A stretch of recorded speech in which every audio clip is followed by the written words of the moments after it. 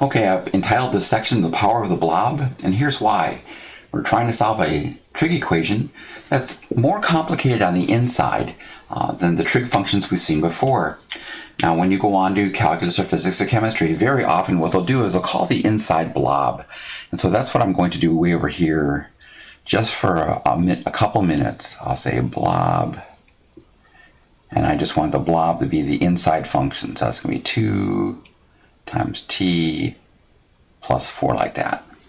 Now that being said, what I'm going to do is put the blob in. So this actually reads the sine of blob equals 0.7.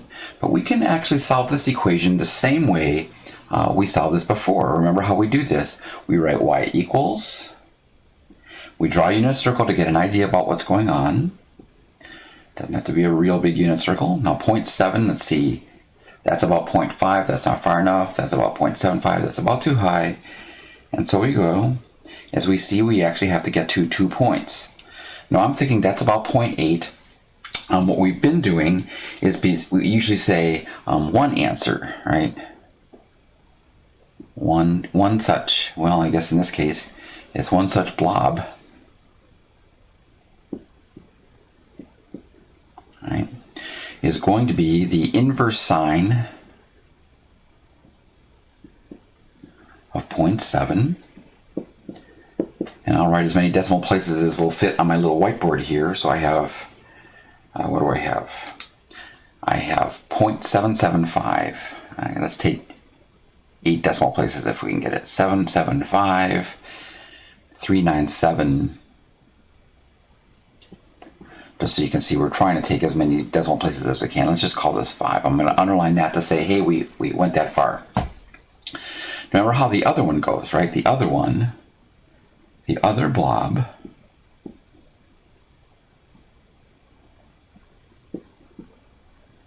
is right, we go too far and then pi minus that. So it's going to be pi minus that, and I'm actually just going to write it like that, pi minus that. So I get 775, 3975, like that. Now the way we would write the final answers, way down here, because I'm going to have to go back up, would be something like this. I'd say t equals, here's 1.775, 3975, and that's not t, by the way. I keep jumping the gun here. This is only blob, because that's what we're solving for. Plus any number of laps, and what we've been doing is usually saying something like k times 2 pi. And then we have the other very different answer, which is pi minus 0.775, 3975, plus maybe m times 2 pi.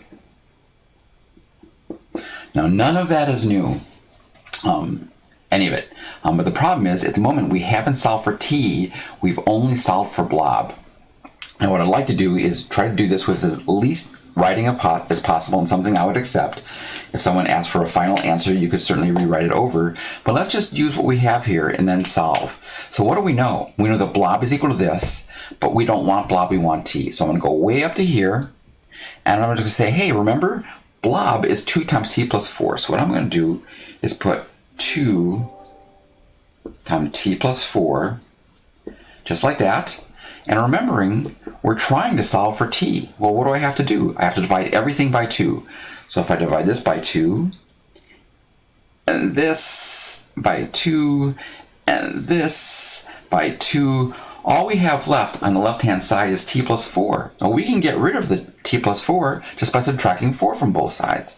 So I subtract 4 from everything. So I'm going to subtract 4 from this. I'm going to subtract 4 from this. And when I subtract 4 from this, I just get that. So in my final answer, I just get t equals 0.7753975 plus k2 pi all over 2 minus 4, and pi minus 0.7753975 plus m2 pi all over 2 minus 4. Now the answers are exactly that complicated, so it's not like simplifying it actually gives us a whole lot. Is how you find all the answers. When the inside's too complicated, just put a blob there, then solve it just like we did before. And once you find out what blob is, just put blob back in, and then just solve for it. Okay, it's not bad.